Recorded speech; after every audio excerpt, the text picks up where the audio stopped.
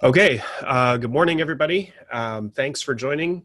Most of you know me. For those of you who don't, or those who are going to be watching on the recording, I'm Sean Munger. I'm a historian, professional speaker, author, and teacher. I speak and teach on how lessons from history can help inform decision-making, critical thinking, and general understanding. I also do a podcast. I know that some people who got word of this seminar know of me from my podcast, Second Decade. So some of you are fans of that as well. Much of my work involves dealing with climate change, which is a huge factor that's altering our history. But this webinar is not focused specifically on climate change. But I do believe firmly that the key to understanding the world is to understand what happened in the past. Everything has a history. And if we try to deal with things that are happening in the present, like Brexit, without understanding their history, I think we're at a great disadvantage. So the purpose of this webinar is to fill in the historical background of what's happening in the UK and the European Union, and this background is almost never mentioned there's lots and lots of media about Brexit, particularly the last couple of days and weeks, and they almost never mention the historical background. So that's why we're doing this. So the way we're going to proceed this morning, some of you are familiar with this procedure and some aren't, but I teach through a technique that I call geohistory, which involves using free web-based map tools to show the actual places associated with historical events.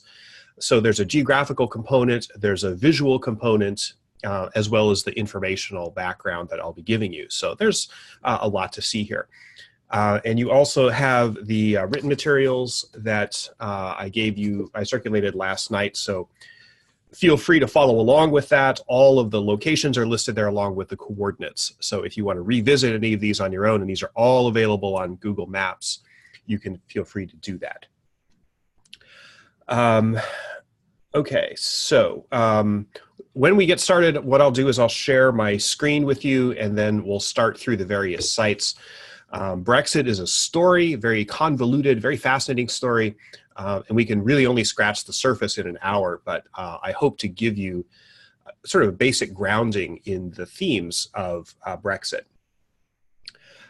So I'm not going to be going through the blow-by-blow, the twists and turns analysis of the political wrangling that's been happening, particularly in Parliament over the last 2 years and especially the last 6 months. In fact, I'm really only going to just scratch the surface very lightly about events subsequent to the 2016 referendum in the UK, and that's going to come at the very end. So most of this is deep historical background going back 75 years. This is the background that's lost in the media coverage, so that's why the focus is there. So this is an open meeting. Feel free to ask questions. There's also a chat box here somewhere, so you can communicate via that.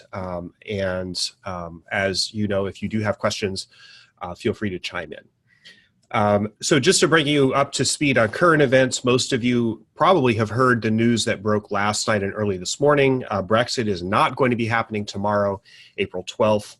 The European Union agreed to delay the UK departure until October 31st, which was not what Prime Minister Theresa May wanted. She wanted only June 30th, but the idea was to give the British government more time to coalesce behind a deal. Will 6 more months make any difference? I have no idea, but that's where we are. So that's what's been happening. Okay. Oops. Got kind of a makeshift clipboard here, so you're gonna have to bear with me. Okay, so let's begin with the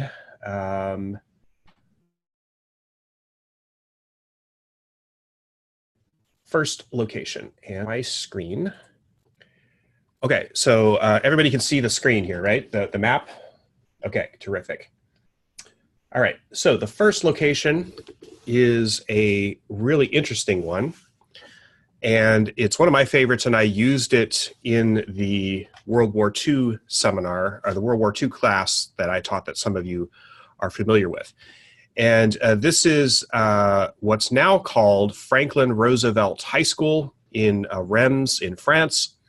And in 1945, it was known as the College Moderne et Technique, and it was being used at that time as the supreme headquarters of the Allied Expeditionary Force.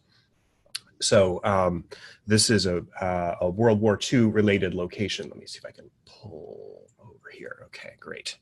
So this is the map room, and after the Allied victories in Western Europe in 1945, and after the Nazi state collapsed, when Berlin was taken by the Soviets, Hitler was already dead at this point, the unconditional surrender was signed here at this very table at 2:41 a.m. on May 7th, 1945. Eisenhower, incidentally, did not sign. It was General Walter Bedell Smith that signed on behalf of the Western Allies. And although the school has, I love the mannequins there, although the school has gone on, it's now an artistic and technical institute and a high school, the school has gone on around it. This room has remained preserved exactly as it was. And even these pins on the map here are exactly in the positions they were on that day, May 7th, 1945. So why is this important to Brexit? Well, the idea of the European Union arose directly out of the carnage of World War II. So political leaders, particularly Franklin Roosevelt and Winston Churchill, were deeply chastened by the failure of Western democracies in 1919 to prevent a Second World War. And so when the Second World War ended, they were eager to prevent that situation from happening again. So long before the war ended in 1942, plans were afoot to do something different this time, and that was how we got the United Nations, for example, the successor to the ineffectual League of Nations. One of the central dynamics that caused the two world wars, it was believed, was a historic friction between France and Germany. So this goes back to 1870, the Franco-Prussian War, and both World War I and World War II came out of the state of affairs that originally made France and Germany competitors on the European continent beginning in the 19th century. So note Britain's attitude here. Britain has historically tried to avoid entanglements on the continent of Europe, but twice in the 20th century she was drawn into European wars that sprang out of that same dynamic, the French-German rivalry. So the name of the game for making a lasting peace, it was thought at the time, was to have France and Germany brought together under some sort of common interest. So that was really what they were trying to do.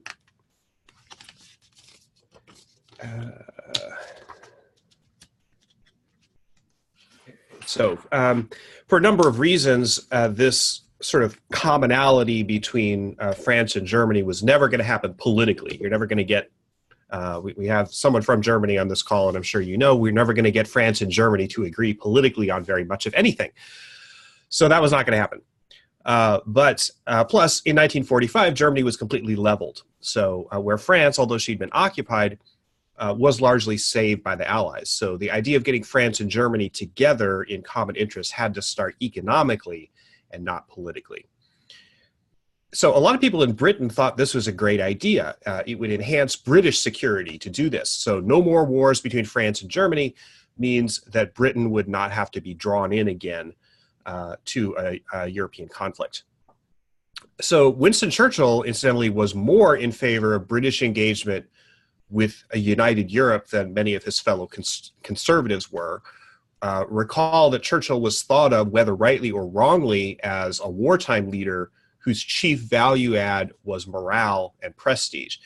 So in fact, 2 months after the surrender was signed here at this table, Churchill was defeated in the elections of 1945, which was a surprise result, at least for some people, but an important indicator of how you can't ever really predict British politics. So there's a lot under the surface there. Okay, so our next site, we'll get out of this one. Next site, we're still going to be in France, actually.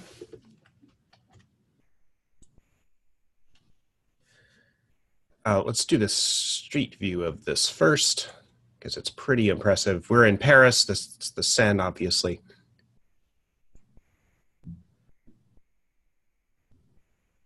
So we're in central Paris. This is what's called the I can't pronounce French, the Quai d'Orsay in Paris, which is the French Foreign Ministry. Absolutely beautiful building. As you can see, this was what they call the French Empire style. It was built partially under the reign of Napoleon III, who was the nephew of that Napoleon, the one that you're thinking of and the one I deal with often on my podcast. And it's important to keep in mind that France's experiment with democracy is really only skin deep. France has vacillated between democratic and authoritarian forms of government for much of the 19th and 20th centuries. So that's important to remember. So we'll get inside here. There's a really beautiful room. And I think it is right there. Yes, there we go. Okay. So you can see the ostentatious style of French 19th century architecture here. This is a beautiful building that I believe was a palace of some kind at first, but then has been used as a French foreign ministry. So in this building on May 9th, 1950, Robert Schuman, who is the French foreign minister, made a historic speech, not all his own work, which was the intellectual blueprint for what eventually became the European Union. Here, we're taking the bare idea that came out of the war and then trying to fashion something real out of it, something workable. So that process was continuing. You can see the beautiful inlaid ceiling there. It's a magnificent work of art. So the Schuman Declaration called for Western European countries, specifically France, West Germany, and the Low Countries, Holland, Belgium, etc., plus Italy, to come together and pool their economic and industrial resources. So the idea was to make peace, again, the maintenance of peace, making French and German-speaking countries so dependent on each other economically that the idea of war breaking out between them would be unthinkable, or at least very, very expensive. So that was the idea. And you have to understand this in the context of Western European politics in 1950. The United States had pumped billions of dollars into the Marshall Plan to rebuild war-ravaged economies, particularly Germany, and to make them into economic powerhouses, and more importantly, at least politically, U.S. allies against the Soviet bloc. So that was a major objective of the Marshall Plan. So the Schuman Declaration was not the only tentacle of this hydra, so to speak. The Marshall Plan was also being tried out in Japan. NATO, the North Atlantic Treaty Organization, was signed in 1949 as a security measure against Soviet expansion. And just 2 months after the Schuman Declaration, the Korean War began. This was an attempt principally by the U.S., but also under United Nations auspices to check communist Soviet bloc expansion in Asia. North Korea invaded South Korea in 1950, and this is a really important context. So less than a year after Schuman's speech, the Western European countries, notably minus Britain, signed the Treaty of Paris in April 1951. And this treaty established what's called the European Coal and Steel Community. And this was a cartel, basically, that regulated heavy industry and established basically a common market for the most important industrial commodities, which were coal and steel.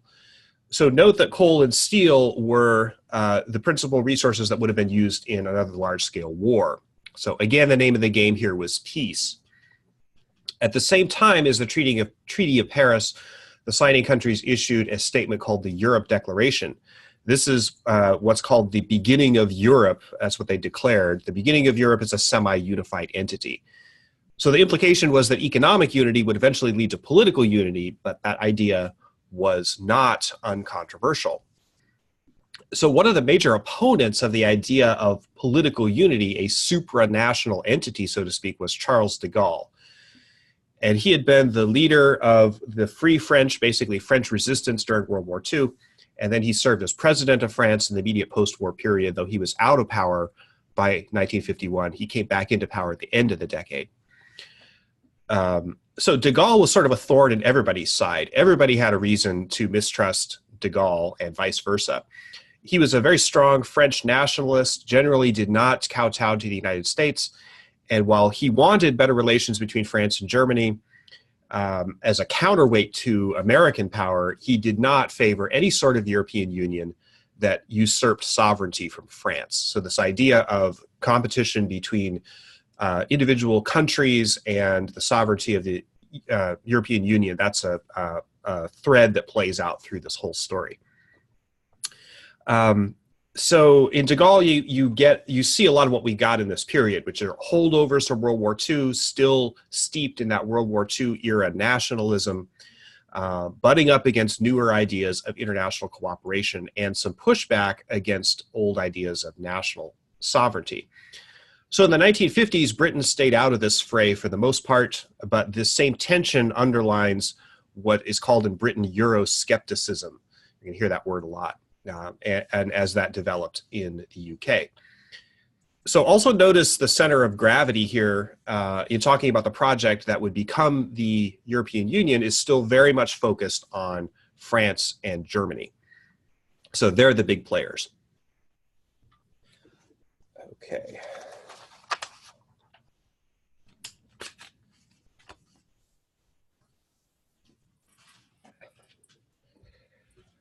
Okay, so we'll get out of this location and we'll move on to another one. We're still going to be, it's going to be a little while before we get to Britain here. There's one more continental location, and this is a famous and very picturesque one. We're on one of the 7 hills of Rome here.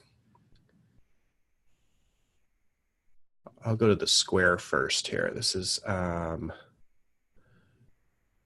Quirinale Square, I believe. This is the center, basically the center of the modern Italian government. This is a statue of Marcus Aurelius, the Roman emperor. And this is on Capitoline Hill in Rome, the complex that's not only the seat of modern government in Italy, but also the chief museum for ancient Roman treasures. Really a stunning place. If you go to Rome, I highly recommend this. Really fascinating stuff. There's an interior view here that I want to get at, which is very beautiful. Let's give that a try. Is this the room I want? I think it is. Yes, it is. Okay. So a lot of the story of the early European Union is about treaties, and here we're moving on to another one. It was here in this very room in the Capitoline complex, and this is called the Palazzo di Conservatori. But it was here in this room that a treaty was signed called the Treaty on the Functioning of the European Union, also known as the Treaty of Rome, and that was signed on March 25th, 1957. I think some of these frescoes were by Michelangelo, possibly not all of them, but they really are beautiful. Anyway, this treaty was the next logical step after the Treaty of Paris and the creation of a coal and steel consortium. So basically, this treaty created the European Economic Community, which was a common market, and economic integration among the member states. This is one of 2 treaties that form the basis of the European Union. The other is the Treaty of Maastricht, which we'll get to in a moment. These beautiful frescoes. It's really stunning. The member states were at this point the usual suspects: France, West Germany, Italy, and the Low Countries, Belgium, Holland, and Luxembourg. Britain was not involved at all in this treaty. However, something had changed between 1951, when the Treaty of Paris was signed, and 1957, when this one was signed in Rome. And what changed was called the Suez Crisis.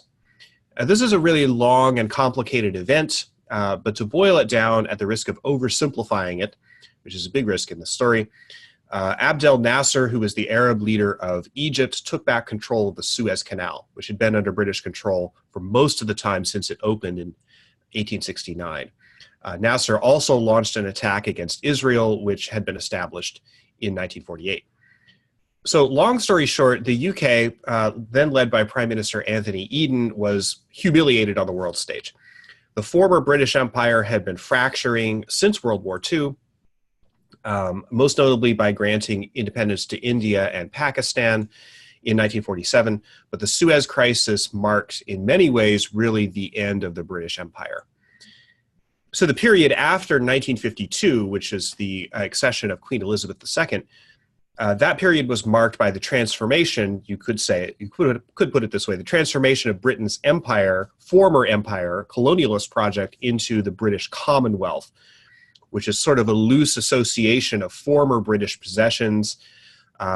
You might think of it as kind of an alumni association of the former British Empire, with certain notable exclusions. The United States is not part of the Commonwealth, for example.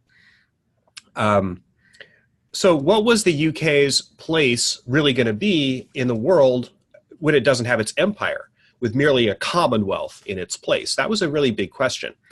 And especially in an era where the United States was increasing its reach, not through formal colonies, but through military and economic power. Let's head into this other room here. We can see some more. Here's some of the ancient Roman treasures we were talking about. Really beautiful stuff. So the idea of Britain remaining aloof from entanglements in Europe, meaning let's encourage France and Germany to go do their thing, to go get together, so Britain won't be drawn into wars involving them. This idea was developed in a context where Britain still had a lot of possessions overseas. Post-1956, that's no longer true. After 1956, Britain's almost alone. There's very little left. The Falklands, for example. So where does that leave the UK? Former colonial power, we're already on the road to granting independence to most of its remaining colonies. Many of them, especially in Africa, got their independence in 1960. The UK just can't keep orbiting on the outskirts of Europe, doing its own thing. In that case, the fear was in Britain that it would increasingly get drawn under the wing of the United States. Who is that emperor? Huh. I don't know. Interesting. Most British people really don't want to be drawn into the orbit of the United States at this point. So this is why the idea of engaging with Europe starts to become much more attractive than it had been in 1945. By the end of the 50s, as Britain is basically down to Hong Kong, Falklands, and change, the European Union starts to look like something with this new Treaty of Rome that's coming out, and a common economic market. And now there are reasons for engaging in a European project that didn't really exist before. So what's going to happen is that the tension between the Eurosceptics in Britain and those who sense that the prevailing winds are now blowing from the continent, those tensions are going to grow much sharper after 1957. Okay. I'm going to hit British soil now for the first time. There's not an interior at this next location. I wish there was, because I would love to see it.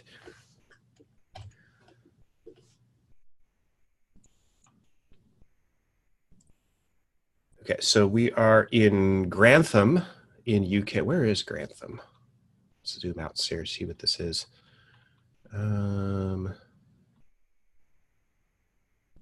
Okay, Midlands. Oh, she's from Midlands. Huh. Interesting.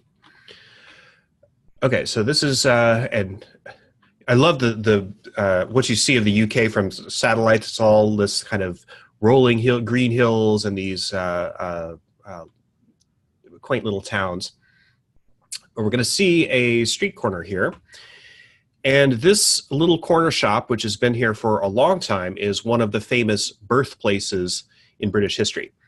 So in one of these upper rooms, Margaret Hilda Roberts was born on October 13th, 1925, to a shopkeeper, Alfred Roberts, and his wife. So as you can see, this is not a palace. The family was very solidly middle class. Margaret got various merit-based scholarships to a couple of prestigious girls' schools, and eventually she went to Oxford, attended during World War II. She married Dennis Thatcher in 1951, about the same time that she began a career in local politics, and was known therever after as Margaret Thatcher. So this little plaque up here, you can't see it in the I think that's as far as I can zoom in on it, but it does commemorate the birth of Margaret Thatcher in this building. So Thatcher marked absolutely a sea change in British politics in so many ways, and she's crucial to the understanding of Brexit. She was definitely a Eurosceptic. We'll get to that. And she revitalized the Conservative Party in England at the end of the 1970s and really remolded conservatism in Britain, and also had, I think, an underappreciated effect on conservatism in the United States, mainly through the influence that she had on her opposite number in America, who was, of course, Ronald Reagan. So the biography of Margaret Thatcher is really, really fascinating, and she is an interesting person, interesting figure in history for a number of reasons. So anyway, after 1957, and you can see this is kind of the quintessential sort of post-war British town here. After 1957, when Britain no longer had any empire to speak of, and it was still recovering slowly from the devastation of World War II, the idea of bonding closer to Europe was more attractive than it had been before. In 1961, the UK, Ireland, and Denmark applied to join the European Economic Community. So the EEC's decisions for admissions had to be unanimous among all existing member states. So guess who voted against Britain's membership? Charles de Gaulle, the French. And they were very wary of Britain and considered Britain to be a puppet of the United States. And of course, de Gaulle was very much against that. So de Gaulle left power in 1969. His successor, Georges Pompidou, was not opposed to Britain joining the EU, so that withdrew the French veto. So the Treaty of Accession, which is where the UK joined the EEC, that was passed by Parliament in 1972. So that's how Britain got in. I was kind of surprised to find that Britain was not even a member of the European Union until the 70s, but that's true. Incidentally, there was a referendum on Britain's membership in the EU after it had already happened. Prime Minister Harold Wilson, who was Labour, had promised in 1974 to hold that referendum. So that vote happened in June of 1975. And yes, the ratifying of the joining the EEC, that won 67% to 32%. So a landslide. So at least in the 70s, the British public was very keen on being a member of the European Union.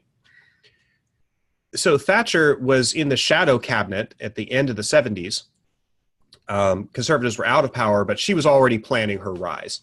And the Labour Party under James Callaghan basically kind of handed her 10 Downing Street on a silver platter after a series of disasters in 1978 and 1979, economic disasters. So Margaret Thatcher won the election, became prime minister on May 4th, 1979. So although Thatcher herself was a Eurosceptic, and we use that word to refer to people wary of close engagement with European unity projects, whether they were economic or political, it's very important to remember that Euroscepticism crossed party lines in Britain, and it still technically does. This is a really, really important dynamic in what's happening lately. Both parties, Conservative and Labour, both have pro-EU and Eurosceptic wings. They're now called, of course, Leave and Remain. So if you hear them talking about the Leave wing of the Labour or Conservative Party or whatever, that's what they're talking about. So Labour's position, now this is interesting, Labour's position, at least when Thatcher came to power, was more Eurosceptic than the Conservatives were. But this started to change after Neil Kinnock became head of Labour in 1983, and Thatcher defeated him twice. So Thatcher did not want to provoke an open row over leaving the EU. No one really did in the 80s. However, what she did was pretty clever. She negotiated what's called the UK rebate, which is, this is fabulously complex, but it involves a rebate, a give back basically of about 2/3 of the amount of money that Britain pays into the European Union budget. So they pay a lot in, but they get 2/3 of it back. And I believe this is still in effect. This has a lot to do with farm subsidies. It's kind of dull, basically because the UK doesn't have as much farming as many of the other members and has a higher GDP than most members. The rebate seeks to kind of normalize more closely what the UK pays in and the benefit it gets. Farm subsidies are a major benefit to the other European countries in the EU. So Thatcher negotiated this little morsel in 1984, and it kind of tamped down a lot of the urgency that the Eurosceptics had.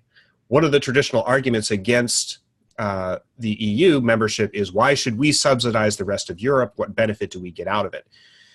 So this was a way to kind of tamp that down.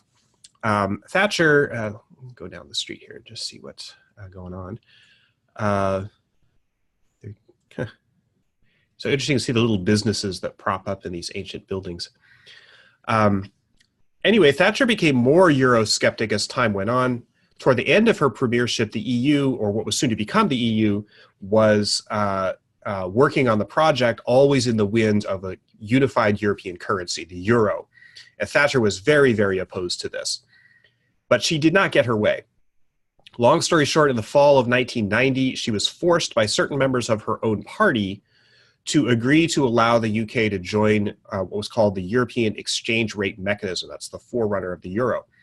This was over her opposition. So the Conservatives were sinking in the polls, and there was supposed to be an election coming up the next year, 1991. And the break, in fact, in the Conservative Party over the euro ultimately triggered Margaret Thatcher's downfall. Again, an extremely long and complicated story, but an interesting one. But suffice it to say that the break eventually led to a surprise challenge within the leadership of the Conservatives. There was a round of balloting within the party, and then Thatcher, who fully intended to stand for election again, it would have been her fourth, she realized the party leadership had lost her confidence. So in November of 1990, she resigned as prime minister. So is it fair to lay Thatcher's ouster at the feet of Britain's ambivalence about the EU? Perhaps not, but she certainly has something to do with it. So she exits the stage partially as a result of problems over how integrated Britain is going to be with the European Union. And now the story gets really, really interesting. Okay, we're going to dart back to the continent here. Again, I don't have an interior here, but we are in Holland, Maastricht, Holland. That's the Meuse River.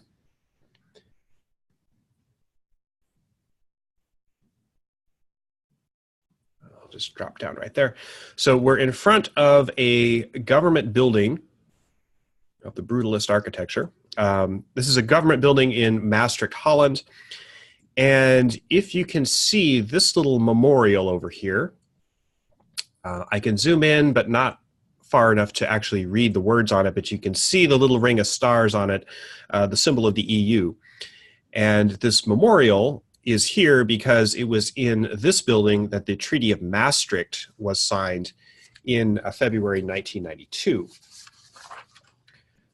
So this one, along with the Treaty of Rome from 1957, these are the two pillars of the European Union. Indeed, the EU, as we now call it, dates its formal beginning to this treaty, the Treaty of Maastricht. So you don't really need to know the terms of this treaty, but it should suffice it to say that it laid down the legal basis for the EU, the major EU project that was underway. That was the euro, the currency.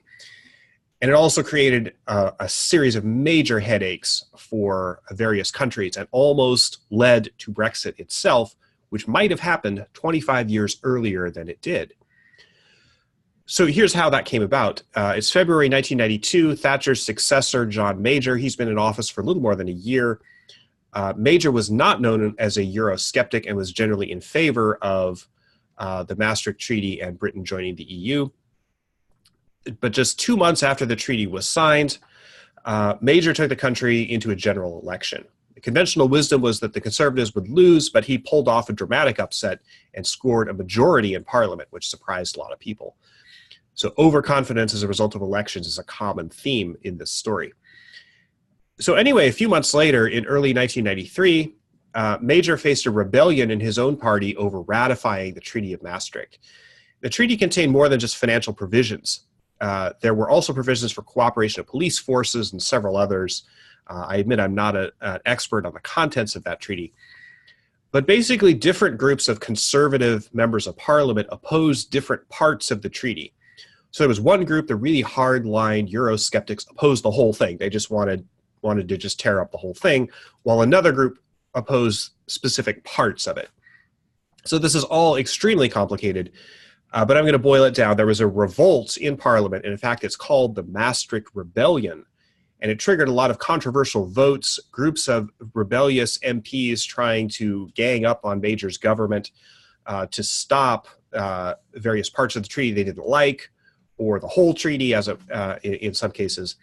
And Major keeps offering up various amendments to try to patch up his support here and there. Kind of similar to what Theresa May has been attempting lately. The problem was that the number of MPs who didn't like the treaty for at least one reason was larger than the majority that the Conservatives held in the House of Commons, which theoretically what that meant was that if all the people who didn't like the treaty had pulled together, they could have voted no confidence against John Major and triggered another election within a year after he had already been reelected. So it's possible, and I think probable, that if that had happened, would have led to a referendum on British membership in the EU. That result was not required by law, but probably it would have been pressed for as a good idea, just as an insurance policy, politically speaking. So what would have been the result of Brexit if it happened in 1993 or 1994? No idea. We have no idea, but it may have happened. So what did happen is that Major narrowly defeated the rebels in Parliament, and the treaty just kind of squeaked through. The rebellious MPs continued to be a thorn in his side for the next several years. In fact, Major called their bluff by resigning briefly in 1995 as leader of the party, but he was quickly reelected because there were no viable alternatives. So the Tories, however, were kind of fatally wounded by this revolt. In 1997, was called New Labour, swept into power under the leadership of Tony Blair. It was the first Labour government in 18 years. So you see how questions over EU membership were already extremely volatile in the early 1990s, 20 years before the actual Brexit vote, and Major only barely survived. So this little placard about the Treaty of Maastricht, there's an awful lot behind this. Very interesting story. Okay. So in a way now we're really getting into the heart of darkness. We're going back to the British Isles. This is one of my favorite locations in this seminar. This is an ordinary highway. I'll zoom out so you can see where this, Barney Service Station. This is on the border of Northern Ireland. We're about 37 miles from Dublin. Dublin is, where's Dublin? Or I'm sorry, not Dublin, Belfast. Belfast is up here somewhere. And this line you can see is the border between United Kingdom, Northern Ireland, which is part of the UK, and Southern Ireland. That's a colloquialism, Republic of Ireland. So the border is not formally marked. I'll show you exactly what it looks like on the spot there. So you can see there's some hints of it. The signage here is really interesting. This may have been a border checkpoint at one point in time. I think there's some sign about money changing. So these are the signs that this is actually the border between two countries. But as you can see, it's quite open. No one's going to stop and check your passport on this highway. This car just going down the road with no problem. You can just kind of come in and out. This actually, though, is one of the big open issues in Brexit. Because the EU treaty protections means that European citizens can come and go across borders with minimal hassle, it means it's no big deal to go between Northern and Southern Ireland. So long as both Northern Ireland and the UK and Southern Ireland are both EU members. But if the UK pulls out, those treaty protections no longer apply, which mean that border checkpoints, papers, customs duties, and all that stuff, that's going to come back. This is what they call the hard border that Theresa May and just about everybody else is trying to avoid. So obviously this place is pretty chill right now, but if you came to this exact spot in, say, 1985, it would look very, very different. There would be those checkpoints and border guards and customs officials, and you might even see military vehicles and soldiers with weapons. So we cannot avoid talking about the Troubles, and this is the elephant in the room when it comes to Brexit. So the Troubles is an extremely complicated subject. I could teach a semester-long course on that. I'm sure somebody probably does. And some of you probably remember when the Troubles were in the news. Essentially, the Troubles were, this was a very long and involved kind of low-grade war with a lot of dimensions, some political, some ethnic, some religious.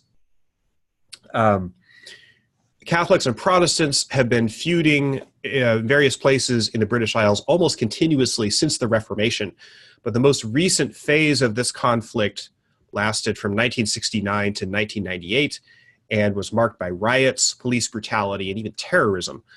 The Irish Republican Army was very active. So Northern Ireland, the counties known as Ulster, are primarily Protestant, largely Protestant, while the southern counties, the Republic of Ireland, are overwhelmingly Catholic. And part of the reason for this split lies very back, long day back in history, where the British tried to repopulate Ireland with English-born settlers, most of them Protestants. This was particularly in the 16th and 17th centuries. So the split between Northern and Southern Ireland stems from a very long history of Britain's dominion over the whole island, and the scars of this run very, very deep. Ireland fought a civil war largely over this divide after Southern Ireland gained independence from the UK in 1922. The aftermath of World War I was also very important in that story. So in the late 60s, there was a movement by Catholics who lived in Northern Ireland, and mostly who wanted union with the rest of Ireland. They wanted civil rights that they felt they were being denied by Protestant-dominated Ulster. Now, the Ulster counties have kind of an autonomous government, although they are part of the UK. So in August of 1969, these demonstrations broke out into riots and violence. The British military was called in to put it down, and now suddenly the Unionists believe, the Nationalists now believe, not without cause, that they're under military occupation. So hundreds and eventually thousands of people were killed in a very long chain of violent incidents throughout the 70s, 80s, and part of the 90s. The IRA sometimes struck in Britain itself. There was, for example, a bomb attack at a hotel in October 1984 that injured Margaret Thatcher very slightly. I remember when I first went to London in the year 2000, I remember being struck by the fact that you couldn't find the trash can anywhere in the London Underground.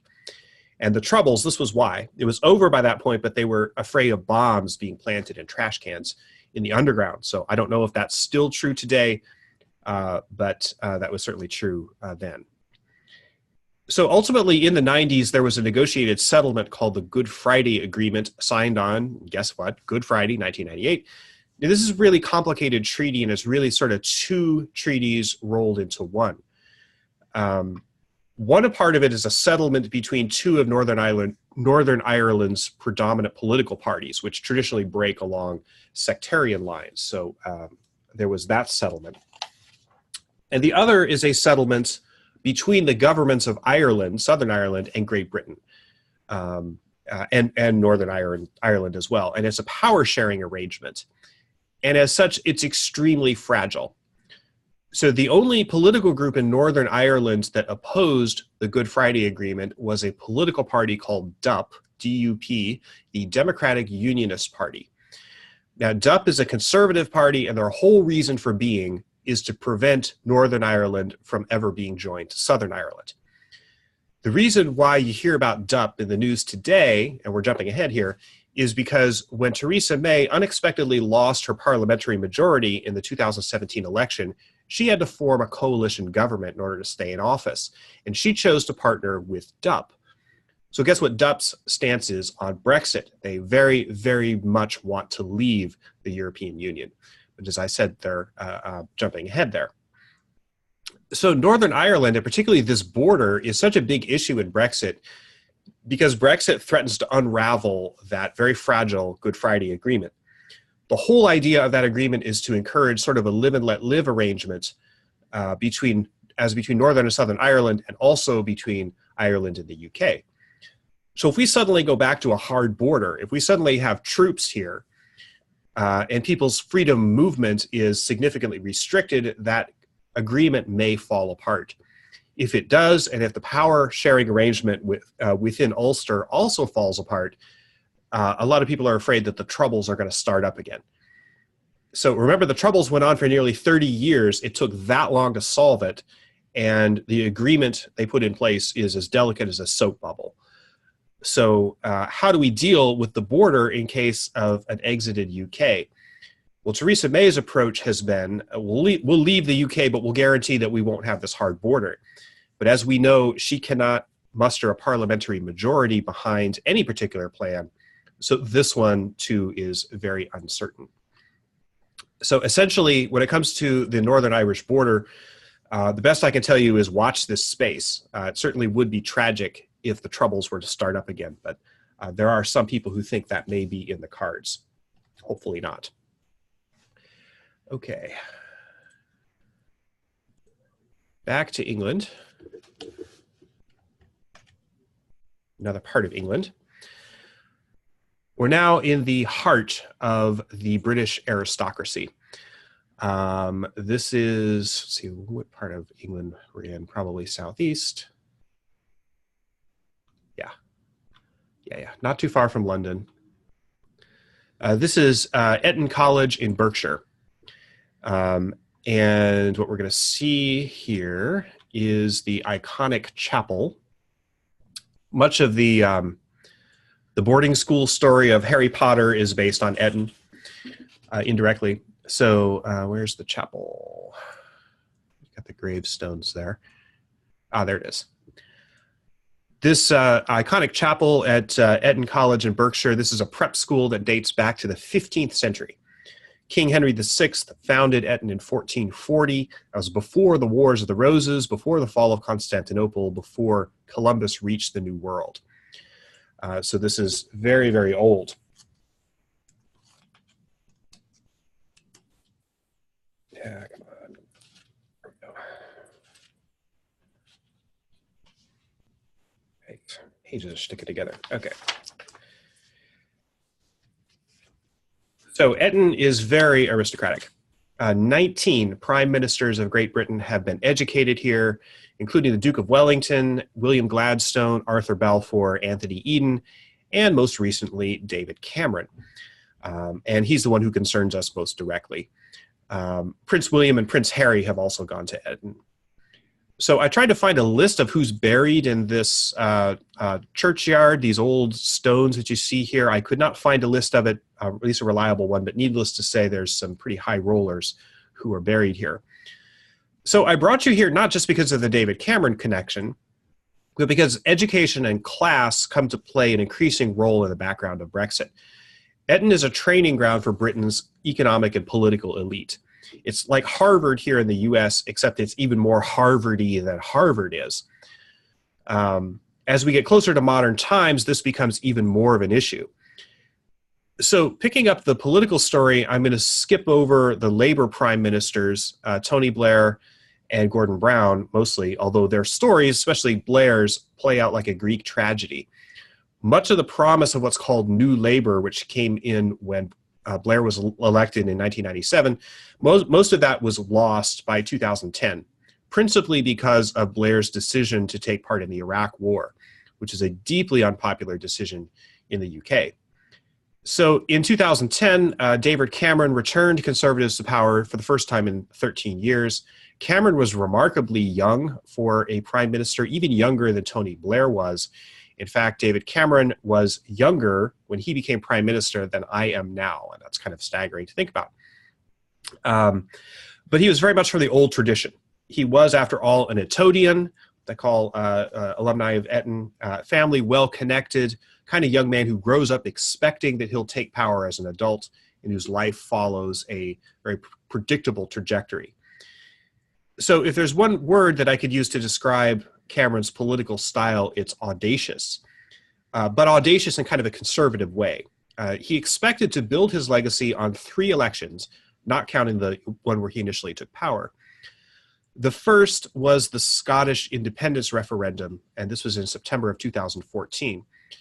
There's been a serious Scottish independence movement since the 1920s, even farther back than that, but a major political party, the Scottish National Party, started to have some electoral success in the 1960s, and the movement for Scottish independence starts to build throughout the succeeding decades.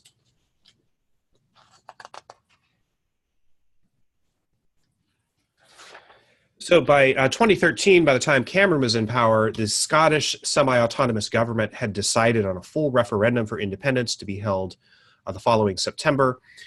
Most Scots are very pro-EU, and Cameron clearly favored Scotland remaining in the UK. It's been officially part of the UK since 1707, and he doesn't want the country broken up under his watch. So that referendum went very well for David Cameron. He got his preferred result. 55% voted no, meaning they want no to independence, meaning they wanted to stay in the UK. Historians will debate the effect that this might have had on Brexit. Personally, I think this kind of emboldened Cameron. But even by the time this happened, September 2014, plans were already afoot for a referendum in Britain on EU membership.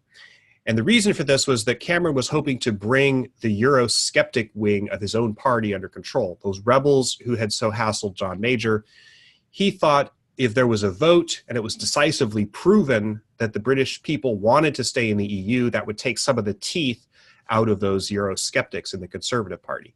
And he would not have, he would be, his flank on his own party would be secure. So that's why he did it. So by the time that Cameron was campaigning for his second general election in 2015, a referendum was a plank in the Conservative Party campaign and an implicit promise. So of course the end game was that Cameron would get his way, that Britain would vote Remain, and that the Eurosceptic issue would be tamped down, at least for another couple of decades. So Cameron won this election in 2015 with unexpected results. The election itself was too close to call in advance. Very few believed that the Conservatives would win a solid majority, which is in fact what happened. Also, few people believed that, especially with a pro-EU prime minister like Cameron at the helm, who had already won twice before, everyone thought that Britain would, that it was unlikely that Britain would vote to leave the European Union. Now, I've heard it argued that if there was any serious question of this, the Scots might have voted for independence specifically so they could stay in the European Union. What Cameron did not quite bargain for was that Euroscepticism would start to veer in a totally new direction. And this is the populist angle. Populism and mistrust of people perceived as elites proved increasingly powerful as a cultural force at the beginning of this decade. So that's why the patrician origins of Eton Chapel and Eton College, this proved to be Cameron's Achilles heel. However skilled a politician he was, however many elections he won, he could never get away from this, stones of Eton and what they meant. You remember Margaret Thatcher was born over a grocery store. By contrast, David Cameron and his Etonian roots had even less of a chance against populist politics as that started to come up. Okay, so now we go very far afield, outside of Britain. Oops.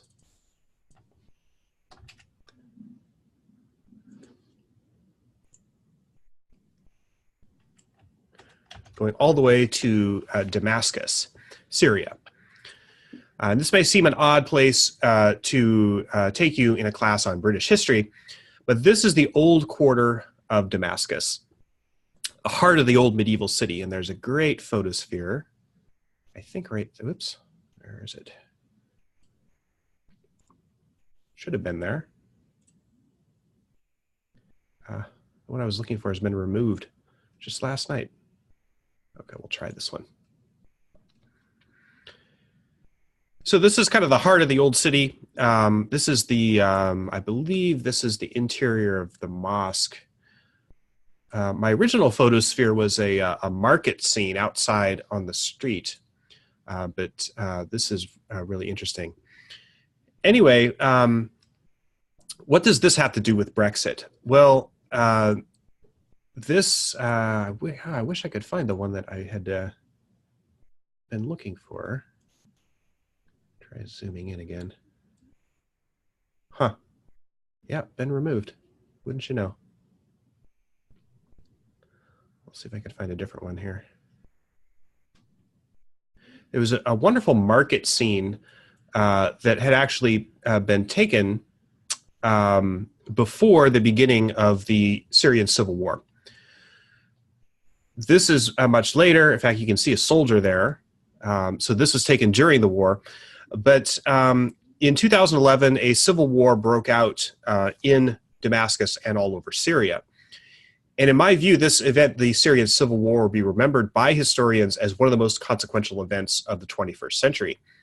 So politically, the Syrian civil war is a kind of a deep thicket to wade into, and I'm not going to do more than just scratch the surface, but it's primarily about who rules Syria, Bashar al-Assad or somebody else, ISIS, and others are in contention, but it's got a long reach into a number of other events, from the U.S. invasion of Iraq in 2003 to the Arab Spring of 2011, and a whole lot of other stuff. Incidentally, one of the causes of the Syrian civil war was climate change. The war began in 2011 out of tensions arising in the countryside, or in the cities, which since 2006 had been swamped by migrants from the rural areas. And the reason they emigrated was to escape the worst drought in modern times, a drought that was linked to climate change. So there's been a lot of really terrible wars in the Middle East in the past few decades, but this is one of the worst. Hundreds of thousands of refugees have fled almost constant fighting in Syria, and many of them have headed for shores of the Mediterranean and other European countries. So this is undoubtedly the greatest humanitarian disaster of this century so far. So the immigration issue, which has always been simmering in the background of most European countries, suddenly gets much more prominent with the effect of the Syrian civil war. And in the UK, gearing up in 2013, 2014, toward a referendum on EU membership, that issue, the immigration issue, gets co-opted into the national debate about the EU. And that quickly becomes a cultural debate, not a political one.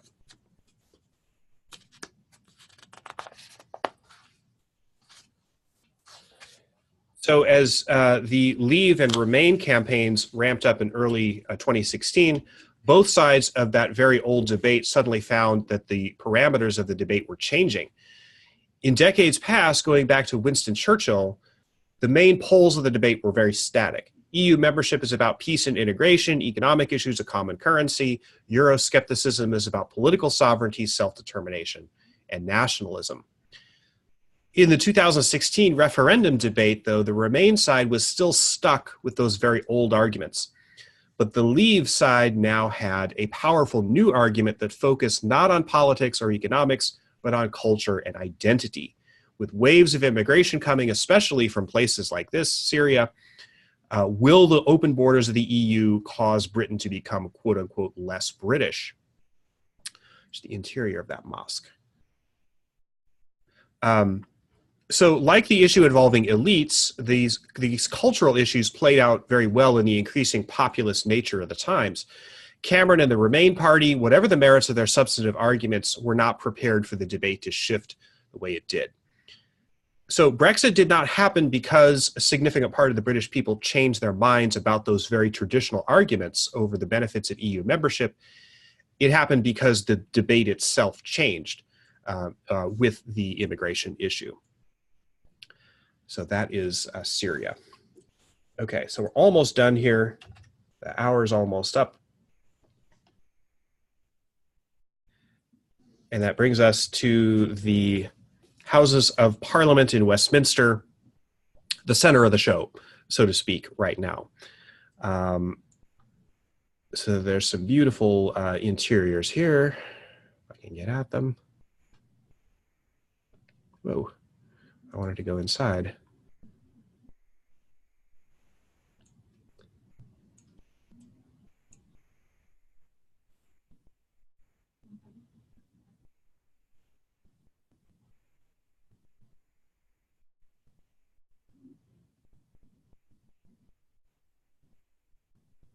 Okay, there should be an interior view here.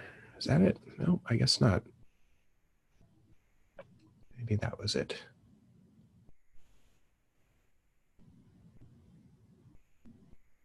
Okay. I knew there was an interior here. Okay, so Houses of Parliament, that's where we are now. I am not sure which, I think this is the House of Commons side, and I think the House of Lords side is the others. Incidentally, this building is not as old as it appears. It was built in 1834 after the original Palace of Westminster burned down.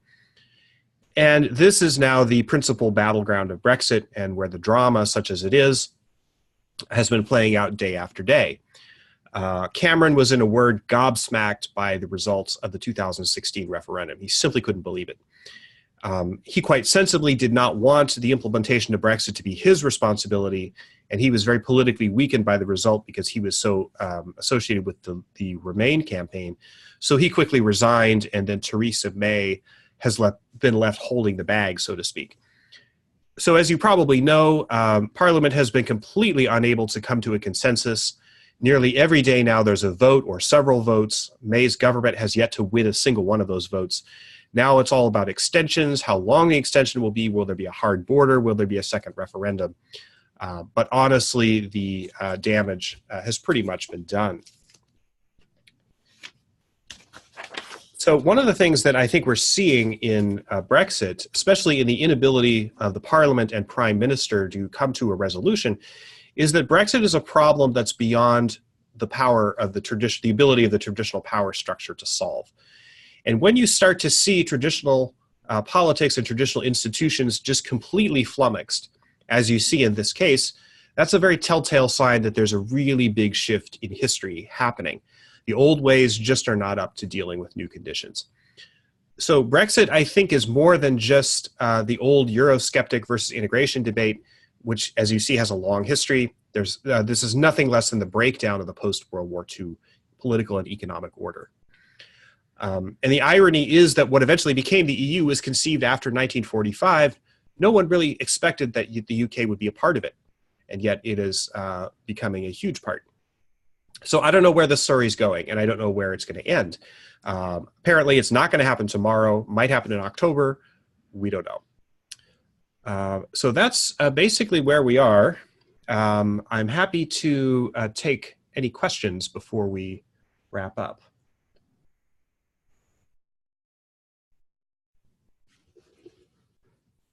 Anyone has any questions?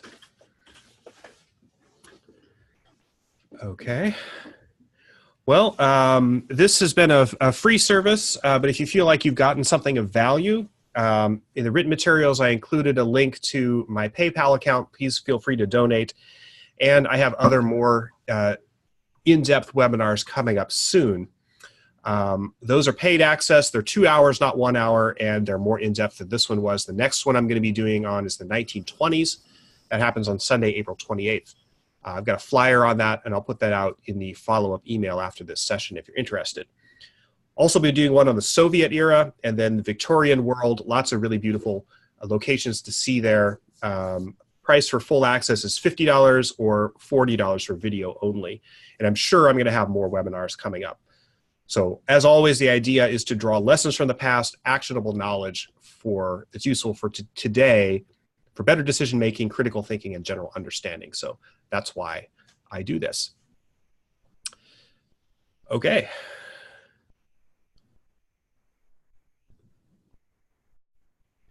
All right. Well, thank you very much for everybody for joining, and hope to see you in a future seminar.